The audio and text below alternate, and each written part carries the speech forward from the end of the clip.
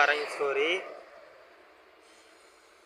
கேரளா மாநிலம் பாலக்காடு மாவட்டம் மலம்புழா என்கிற கிராமத்தில் தனியார் பள்ளி ஆசிரியராக பணிபுரிந்து வருவது தான் அனில்.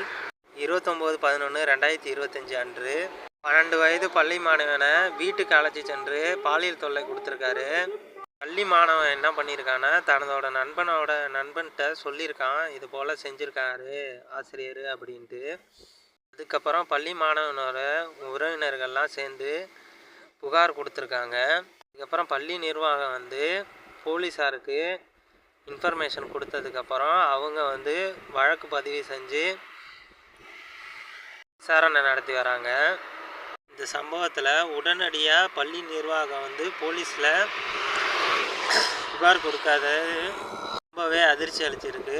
சம்மந்தப்பட்ட ஆசிரியர் வந்து பணி நீக்கம் செய்யப்பட்டிருக்காரு. இந்த மாதிரி ஆளுங்கள்லாம் என்ன பண்ணலான்னு நீங்களே சொல்லுங்கள்.